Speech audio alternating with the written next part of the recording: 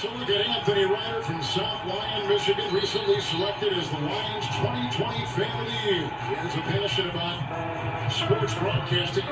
With the 112th selection in the 2021 NFL Draft, the Detroit Lions select Amon-Ra St. Brown, wide receiver, USC. One pride, baby! Yeah!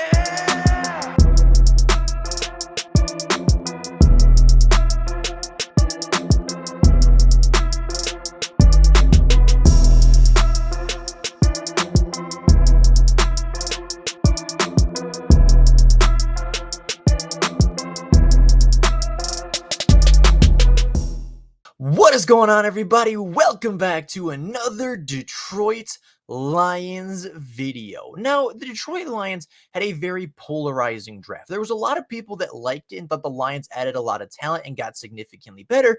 And there was a lot of people that were upset about the positional value. There were a lot of people upset about where players were taken, but not very many people were upset about which players were taken. A lot of people are saying if you just rearrange the draft class, having Brian Branch go a little earlier with Gibbs going a little bit later, and you kind of rearrange what players were picked where, this draft class looks significantly better. But there isn't really too many people arguing the Lions added talent through the 2023 NFL Draft. And with that amount of talent coming into the building, there's of course going to be a lot of high expectations. There's going to be a lot of people that expect these rookies to come in and outperform their rookie contracts like the previous two classes have been able to do. And today I wanted to take a look at rookie expectations and take a look at potentially what we should expect to see out of our rookies from the stats department. Now, I wanted to keep these stats relatively realistic. Not every rookie is going to come out and be an elite playmaker day one. I don't have Jahmyr Gibbs being a 1,000-yard receiver, 1,000-yard rusher, running back as a rookie. I don't have Brian Branch breaking the interception record, and I do have a couple rookies maybe not meeting expectations in their rookie year because of situation, scheme, or just because I think that they might not get to play as much as they should early in their NFL careers. So, with that being said, let's take a look at this year's 2023 Detroit Lions rookie stats prediction. Now, starting off with first-round pick Jahmyr Gibbs, I modeled Jahmyr Gibbs' game after what DeAndre Swift was able to do a season ago, as well as kind of taking inspiration from what Alvin Kamara was able to do his rookie season. I think we're going to see something in between that for Jahmyr Gibbs, and with that being the case, I came to a rookie season of Jahmyr Gibbs getting 125 carries, rushing for 575 yards, having 4 rushing touchdowns while averaging 4.6 yards per carry, but I think he's going to be a big receiving threat as well, with him receiving 85 targets, 56 receptions, 700 yards, and 5 touchdowns overall. Now, this is a very similar metric to what DeAndre Swift saw a season ago, and I think it's what we're going to see Jahmyr Gibbs get as a rookie. It's not quite to the level of Alvin Kamara's rookie year, where he saw 120 attempts with over 100 targets and 1,500 yards to 13 touchdowns, but it is a really solid year for a rookie running back, a player that's going to be a dynamic weapon in both the rushing game and the receiving game, a player that's going to get a lot of targets and a lot of touches because he can handle it, and a player that's going to come in and be a fluid wide receiver as well as a good change of pace back. I think expecting about 200 touches, 1,200 yards, and 9 touchdowns from the rookie Jahmyr Gibbs is a very realistic expectation for him, knowing how explosive he is going to be as a playmaker. Now, I do think that, like last season, I think that David Montgomery is going to take on the Jamal Williams role. He's going to get a lot more carries. He's going to get a lot more red zone work, and I think Mohamed Ibrahim as well is going to get a lot of red zone work and maybe vulture some touchdowns from Jahmyr Gibbs, so his touchdown numbers might be a little bit lower than this. But I think between the 20s, I think as far as being a receiver and being a threat in the receiving game, nobody's going to match Jahmyr Gibbs in this rookie class other than maybe Bijan Robinson. Now, moving on to the second first-round pick, I have Jack Campbell a little bit underperforming, I think, for a first-round linebacker and a top 20 pick. Now, don't get me wrong. I think Jack Campbell is a great player. I think it was a really good pick. I think it was the right pick for the Detroit Lions. And I think 2 or 3 years down the road, we're going to see Jack Campbell hitting those elite linebacker numbers. I think we're going to see Jack Campbell hitting that 100 tackles, 110 tackles, those 5 the high tackles for loss numbers, the great interception and pass breakup numbers, the high interception and pass breakup numbers. But for his rookie season, I don't think Jack Campbell's necessarily going to be that guy day one, especially after what we're hearing out of training camp. Now, I think Jack Campbell is going to play 500-ish snaps this season as a rookie, totaling 68 tackles, 3 passes defended, 2 forced fumbles, 1 interception, 1 fumble recovery, and 4 tackles for loss. Now, just to put in perspective what the Lions had a season ago, last season, the Detroit Lions linebacking core split a lot of snaps. Alex Anzalone played 1,080, Malcolm Rodriguez played 614, Derek Barnes played 349, while Chris Board played 160, with some of the other off-ball linebackers like Anthony Pittman and the rest of that off-ball linebacking core making up roughly 70 to 100 snaps total. Now, I think that Jack Campbell's going to come in and slide right in with Malcolm Rodriguez, a little bit more than Derek Barnes, but a little bit less than Alex Anzalone. I think he's going to eat into Anzalone's snaps. I think he's going to eat into Rodriguez's snaps, and I think he's going to eat into a little bit of Derek Barnes' snaps, but I do think he's going to play right around the same amount as Malcolm Rodriguez. And with that being the case, I think that he's going to have a fairly productive season without necessarily being the number one linebacker on the team in terms of snaps. I think the Lions now have 4 legitimate starting caliber linebackers in their room, and I think they're going to use all 4 of them throughout the season. And I think all 4 of them are going to eat into each other's snaps, but in turn, that keeps all 4 of them fresh on every single down, meaning they're more productive on a per snap basis. Now, just to kind of give a expectation of what kind of roles I think these 4 linebackers are going to play, I think all 4 of them are going to split time. I think you could see Alex Anzalone and Malcolm Rodriguez on early downs. I think you could see Campbell and Barnes on goal line situations. I think you could see Campbell and Anzalone in obvious coverage downs. And I think you could see Campbell and Anzalone and Rodriguez all on the field at the same time, because now the Detroit Lions have the personnel to play 3 linebackers on the field. So I wouldn't be surprised if we see a little bit more 3 linebacker, traditional 3-4, traditional 4-3 with, Rodriguez, Anzalone, and Campbell all on the field at the same time, or, Rodriguez, Barnes, and Campbell all on the field at the same time, depending on down, distance, packages, all that kind of stuff. I think all 4 of these linebackers are going to see between 400 to 800 snaps, and they're all going to play around the same, just depending on what role and what they need for that particular game. Now, moving on to the second round picks, I think Sam Laporta is going to have a great season. However, I don't think he's going to necessarily be an elite tight end on day one. I don't think he's going to come in and get the Kyle Pitts treatment. I don't think he's going to see 100 targets and 1,000 yards, but I do think he's going to see a healthy amount of targets and a healthy amount of production.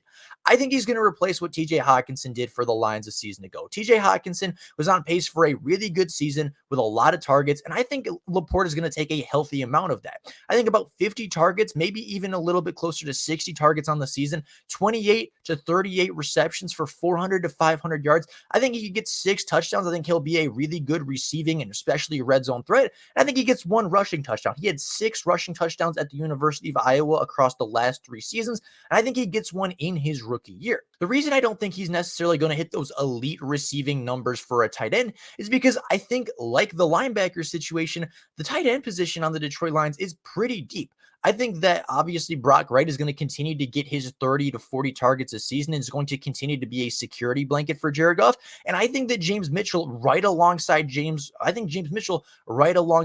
Laporta are going to take massive strides into year 2. And I wouldn't be surprised if James Mitchell sees 30 to 40 targets, 20 to 30 receptions, and 300 to 400 yards, because he is a field stretching tight end just like Sam Laporta. And I think that they're both going to combine for close to 1,000 yards. I think our tight ends on the season might get close to 1,000 receiving yards or even over 1,000 receiving yards. But I think that because we're so deep and because we're so versatile at the tight end position, nobody's going to truly have a breakout statistical season, but the position group as a whole should be really, really good. Now, taking a look at second round selection, Brian Branch. I honestly don't think Brian Branch is going to play very much his rookie year. I think he's going to play primarily special teams, as the Lions secondary is incredibly deep. I think he's going to get 35 tackles, 2 pass defended, 3 tackles for loss, and a sack. I think he could be a potential blitzing nickel defender. I think he could potentially be a versatile role player in the defense, but looking at the roles he's going to play, right, you're going to have Kirby Joseph, Tracy Walker, and CJ Gardner-Johnson at the deep safety positions. You're going to have CJ Gardner-Johnson, Cam Sutton, and Jerry Jacobs potentially playing the slot. So there's not going to be an easy way for Brian Branch to find the field. And with all these guys getting paid more money, with all these guys being more veteran, even with Brian Branch having a great mini camp and great OTAs, I think his path to playing time is going to be a little bit delayed. And I think they're going to wait until CJ Gardner-Johnson leaves next offseason. I think they're going to wait until a more complete role opens up for Brian Branch, and then he's going to take the field in year 2 and be a phenomenal, great football player. But I think his growth, I think his development is going to be a little bit stunted and slowed early because there's just a lot of players to get reps on defense. And I think Brian Branch will get a decent amount. I think Brian Branch will play a fair amount of snaps in either obvious passing downs or if they have injuries or anything like that arises. But if all goes well and everybody's healthy, I really do see Brian Branch having trouble getting on the field and surpassing a lot of these veterans that are playing very similar roles. They've been playing those roles at a high level for a long time. Now, moving on to Broderick Martin. I think Broderick Martin is a very good player for the Detroit Lions, but he's going to be playing a role that isn't particularly a flashy one, right? And for whatever reason, when I did the graphic, the last statistic didn't show up. But I think Broderick Martin, as a starting nose tackle this year, will get about 30 tackles, 2 tackles for loss, and I think he'll get a sack and a half. I think he's a player that has shown a little bit of pass rush ability in the offseason, in OTAs, in mini camps, and I think he's going to get a sack and a half. I think he's going to get a pass defended or two because he's shown the ability to get his hands in the way and knock passes away. And despite not being a flashy player, despite being a very underwhelming player statistically just because of the natural position that he plays, I think that he's going to finish his rookie season with 30 tackles, 2 tackles for loss, 2.5 sacks, and a pass defended or 2. There's going to be a lot of rotation at defensive line. Nose tackles aren't particularly productive, but I think Broderick Martin can get a few solid statistics. And I think he can kind of show up in big moments and big games for the Detroit Lions, even as a rotational nose tackle. Now, Antoine Green is a very interesting player, a 7th round selection for the Detroit Lions that I think is more talented than a 7th round selection. Now, Antoine Green, I think, is going to take on a Jameson Williams role very early in the season and kind of take a back seat after week 6, right? After Jameson Williams returns to play, after Jameson Williams gets back and kind of gets into the groove a little bit, I think that Antoine Green is going to take a little bit of a back seat, learn behind Jameson Williams, and probably not see as many targets late into the season as he did early. But with that being said, throughout the first 6 to 7 games, I think we could see Antoine Green averaging between 4 to 8 targets a game and seeing between 3 to 5 receptions a game, right? I think he has a big play threat to his game. I think he's going to take on that Jameson Williams role against Kansas City, against Green Bay, against Seattle, against all the teams in weeks 1 through 6. And I think he's going to be a really productive wide receiver.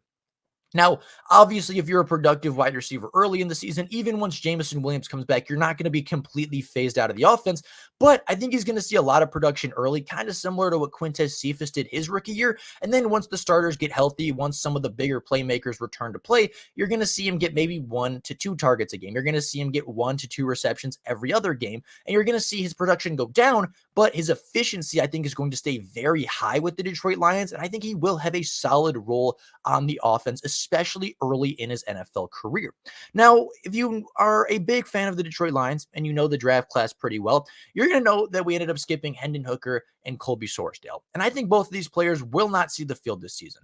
Barring any major injuries, barring a ton of things going very wrong for the Detroit Lions, neither one of these two should be on the field. Hendon Hooker should not see the field at least until next season. And Colby Sorsdale, despite being a really good player at OTAs, being a standout at minicamp, really shouldn't be seeing the field all that much with the starting offensive line that we have and even the depth that we have at the guard position. I think neither of them will play in their rookie seasons, but I think both of them are developmental guys for 2024 and 2025 that we could be talking about as big names and big time players as the years go forward and as their rookie contracts look closer to expiring. So with that being said, that is all I have for you guys today. That is my rookie prediction statistics for the Detroit Lions 2023 NFL Draft Class. If you enjoyed the video, please make sure you're down below and subscribe to the channel as well as liking the video. It helps the channel out a ton. If you hit the bell notification, you will never miss a Detroit Lions upload. But let me know down in the comments below how you feel about these statistics. If these statistics come true, how are you feeling about the rookie class? And what do you think I got wrong or maybe undervalued or overvalued a particular player? I'd be very curious to hear I'd be very curious to hear where you guys stand with these rookie stat predictions. But with all that being said, that's all I got for you guys right now. Thank you all so much for watching. And until next time, and as always, go Lions!